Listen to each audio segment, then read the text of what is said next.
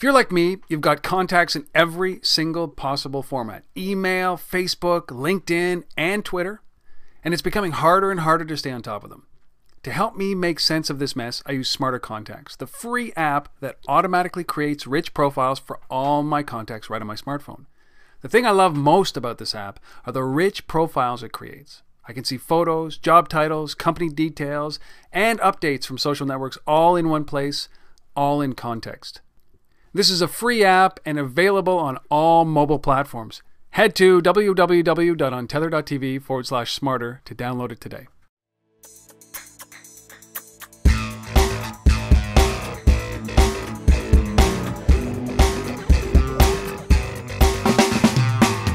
This is the third and final segment of the episode I did with Jon. The other two are online at untether.tv. Enjoy! You guys have raised some money, and with the expectation that you're going to raise more money through revenue means, right? You gotta sustain yourself, and I've talked to a lot of companies around that are looking at this, and they say, listen, our goal is to increase our user base, and then when we reach a certain threshold, we'll know what to do and turn revenue on. But when I ask that question about, okay, so what's your revenue? What's your model when you're going to turn it on? They're not really sure. But user base is of value. It's a form of currency. So with you guys, do you guys put thought into the revenue base now, or are you trying to create an experience that will bring in users, keep them there, and then you'll be able to turn on the revenue? So the reality for any social product is that users are the one important thing. If we can generate revenue, but we can acquire users, then our scale of revenue is going to be very small. So right. Either way, users are going to be the key element here. The way we think of revenue is, for us, the important thing, and this has been kind of written about a lot, is that in Piictu there's a very native revenue model, and that's around brands using Piictu as a tool to generate what is called today organic branded content. Explain that. So right now, today, basically, there's a bunch of shifts happening in the advertisement industry. I'd say, yeah. Exactly. And so all these shifts are very much around the idea of a celebrity being an evangelist is kind of being replaced by your best friend or your mom is really an evangelist, because someone close to you. Right now, it's a brand doesn't necessarily create the most polished ad to put out in front of their users, but they want to create a very sincere ad, and so what this turns out looking like are what they call kind of user-generated content in behalf of the brand. So an example of that are a platform like BuzzFeed is someone that has been executing on this principle for some time now, and I think they're one of the best people working around this idea of organic branded content. Like Pinterest is taking off right now, right? Where it's the consumer on behalf of the brand that's pushing things out. Exactly, that's a piece of it. But also, it's like the brand will start writing blog. Now is kind of outputting blog posts of stuff that's not necessarily talking about the new Coke that you need to buy, but why Coke did this great initiative in Africa and blah blah saving blah. The polar bears, right? Yeah. Exactly. So that's the idea, and brands right now are literally starving for this. So we are already talking to all the major media agencies here in New York that see a very clear path of using Piictu. We've been kind of very exploratory with them up until now, because of the first part of your question, we do realize this product has to be very centered around the users. Right. So something I'll just say, expand around that, is that, for example, crowdsourcing picture responses is happening all around the web right now. Like the Huffington Post has been doing it for a while. People use Facebook to do that, which is like a brand page does, upload your picture of this for that. Obviously, if you're a Coca-Cola, you can get a ton of picture responses. You've got an audience already. Exactly, you have a lot of exposure. Our approach was giving that power and that activity to whoever, to the guy in the corner, to a small business with their users, and you don't have to create this complex setup, or you don't have to, because then other people are also doing it on other platforms or creating specific technology to do this. Right. Like American Airlines did, like last year. You can email them a photo to participate to win a sweepstakes, stuff like that. There's a lot of friction around all that process. So we wanted to give that power to, any business, and somebody's mom can get like picture responses from her knitting group. So we really want to give that power, and we see that the true power behind Piictu is putting that power into that person's hands. More than actually like making it a tool for the brands. So when we think about brands, we think we want brands to participate on users' levels, and it's not users that have to kind of come up to brands' levels to participate. And I see that everywhere, right? Where you've got two things on that is that people spend a lot of money on technology frivolously, right? Which is, we saw this at the beginning of this mobile revolution, where people started building stuff that they just had they shouldn't have built. They were convinced for some reason, and services like Piictu are really great entryways to test the system, to test this mobile industry, to test and see if there is a next step that you have to do. But people forget, and brands forget, that I just railed on Ticketmaster, for example, because the brand of Ticketmaster is separate from the brand of the band that they're promoting. Yeah. And if Ticketmaster fails in some way, and I don't get my ticket because of a crash or slow servers, that impacts Ticketmaster's brand, but it also impacts the brand of what I'm buying, right? Like I'm angry at Ticketmaster, but I'm more angry at the brand, right? For using Ticketmaster, I've had your experience. So well, everybody has, but we all accept it as, okay, that's just Ticketmaster. But I'm saying, no, there's other ways and there's other means, and the brand, in this instance, the band, has to come down to the user level. I don't want to go back up there. Correct. You come down to me, we're going to have this conversation, and you have to feel like we're engaged. And I think that we forget that the user layer, their users, who owns the brand? Not the brand. You and I own that brand, right? Exactly. And if we decide that we don't want to be a part of it because it's not playing at our level, we're going to walk away. And that's why I love these things, which is you're going to get that user-generated, percolated brand awareness because of you and I, not because they're telling us, right? Correct. Yeah, that's what gets me excited about the democratization of mobile. It creates this conversation around the brands where the truth comes out. Yeah, exactly. And the other thing I'll add to that, which is again something that we've learned from this about this idea of collaborative self-expression, is that by seeing other people doing it gives you kind of an excuse to do it as well, even though that's something that you might have done before, or maybe not. But the fact that some of your peers are actually engaging with that is more, will make you more inclined to try it or to engage with it. And we see that a lot, like in streams. Like sometimes a picture stream can start off very slow, and as soon as it starts getting some traction, more people feel comfortable in participating in it. So that part of that phenomenon itself is something we're kind of looking closely at and trying to figure out even better. So what about things like analytics? Like I hate to go from big thinking into this kind of, but analytics, data, the stuff that you collect, algorithms. There's got to be something in there where what you guys are doing behind the scenes is and I'm not talking about simple things like color matching or shape matching, but I'm talking about bigger thinking. Are you guys thinking that far out right now, or are you doing things like that? Yes, we do have an ongoing algorithm, or the development of an ongoing algorithm, which is going to be much more prominent in the newer version of the app.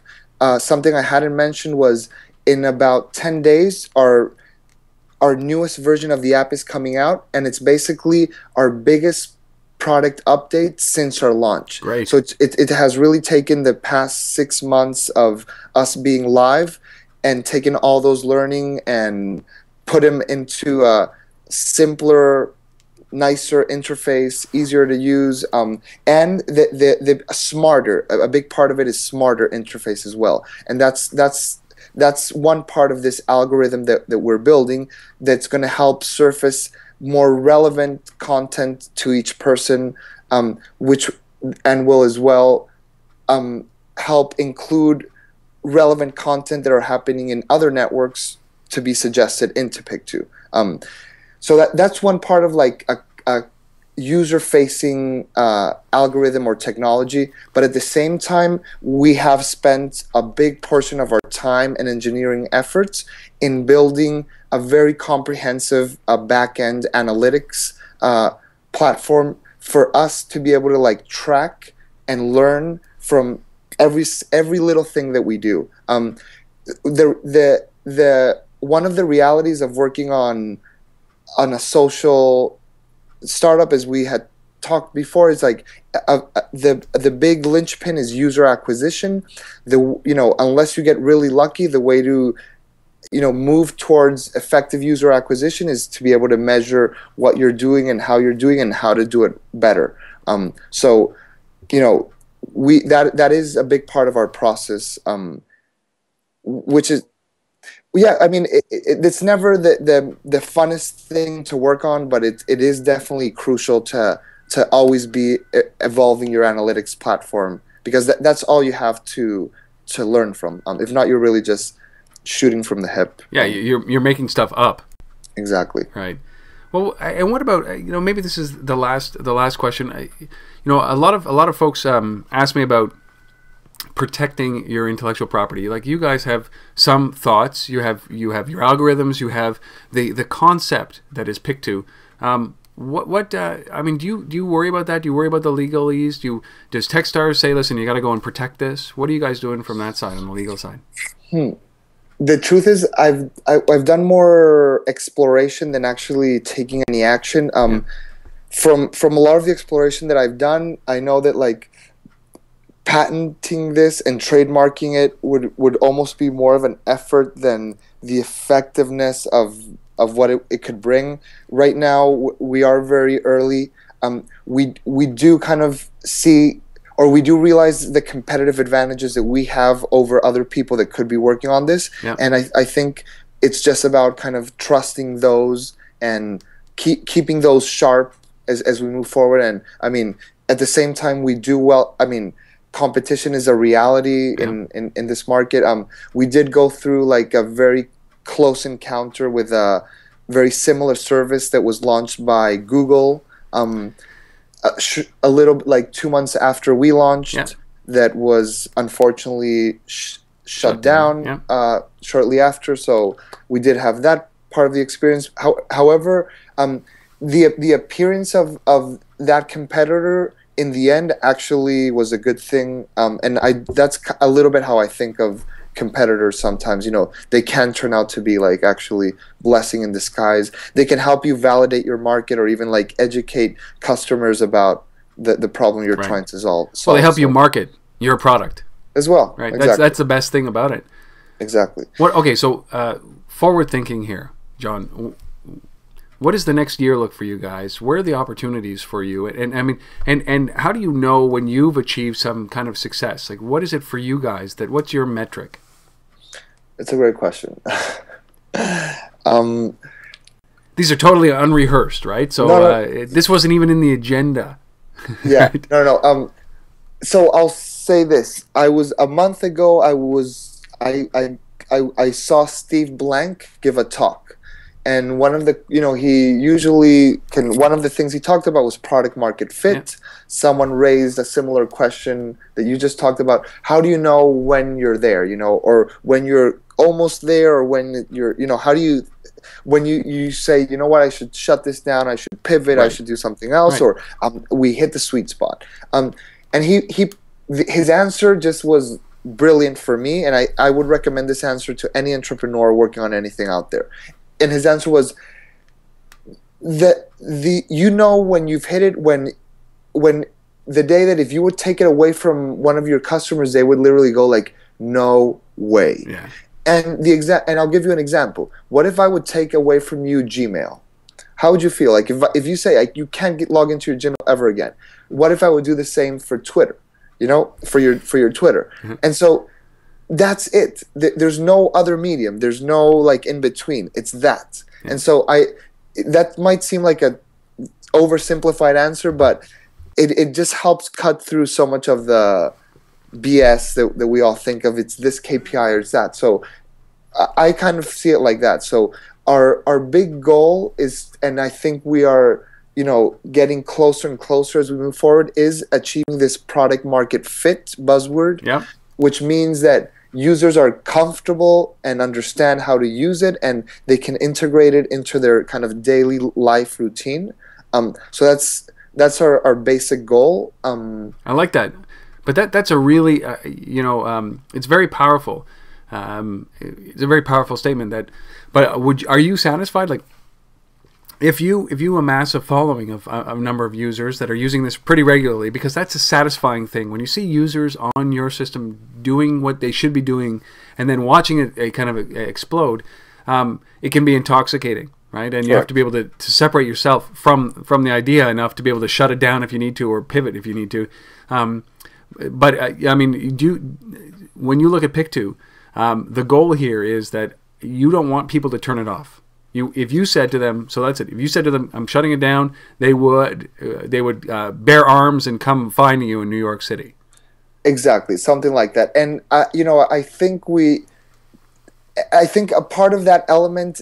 Part of that element has to be that the app has to acquire customers as a core functionality in itself, not necessarily through advertising or promotion. So it's not just users using it, but having a mechanism for other users to start using it as well, because that's just the nature of this. Because at the end, what we're all working on are new media platforms, and media is always about having more eyeballs and people interacting with that media. So part of creating these products a big part of it has to be that the products have to find new users in and of themselves, you know. So that's part of the equation that we're working on. I love it, Jon. You know what? I'm excited about what you guys are doing. Partly because of the product, partly because of your mindset, partly because of the way your outlook on the way that you're doing these things. I think that it needs all three of those. It's not just a technical implementation; it's a user experience implementation and a philosophical one as well. Not lost on me. I really do appreciate those three pieces that make up what is Piictu. Again, I'm very glad we've had this conversation, and that you took the time out to be able to come here and do this and open up the way that you have. It's very refreshing and very appreciated. Thank you so much. Thank you, Rob. It's great to have the opportunity to tell you a little bit what we've been working on and how we think about it, and you know, telling whoever's gonna, you know, the people who are going to be watching this, you know.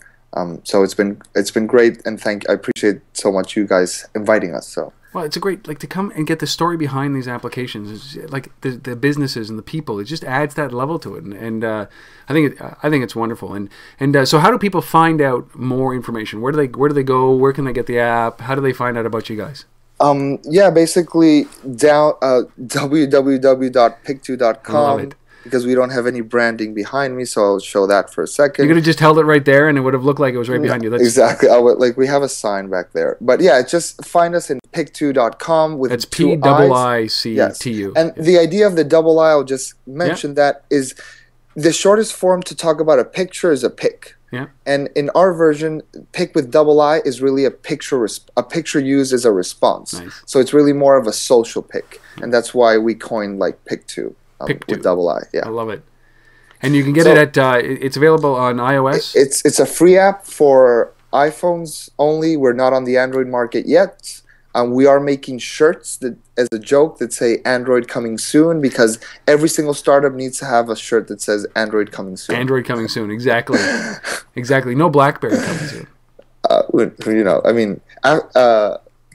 yeah, it's okay. Exactly. I can't reveal those conversations. All right. Yet. Well, I know, I appreciate it. So iOS, go to the App Store, download Piictu, and start contributing to the stream. I'm going to start one just very simply called Robs. So anybody out there who's watching this, look up the Piictu stream for Rob's. I'm going to start that today. Okay? My dad's name is Rob. There Rob, you go. So you might get an answer from my dad. Well, yeah, there are lots of us. These are the Robs I know. So go to Piictu, Piictu.com. Download it from the App Store. Have some fun with this. And I want to thank Jon for coming on. We've been speaking with Jon Slimak, who is the co-founder of Piictu, based out of New York City. So he's a Venezuelan Canadian living in New York and succeeding with Piictu. And good luck with what you guys are doing. I really appreciate you taking the time, Jon. Thank you so much, Rob. Talk to you soon, okay? You guys who are watching, listening, wherever you are, whatever you're doing, you could be falling asleep, you could be driving, you could be at the gym. It means an insane amount that you guys take the time to sit and watch or listen to these episodes.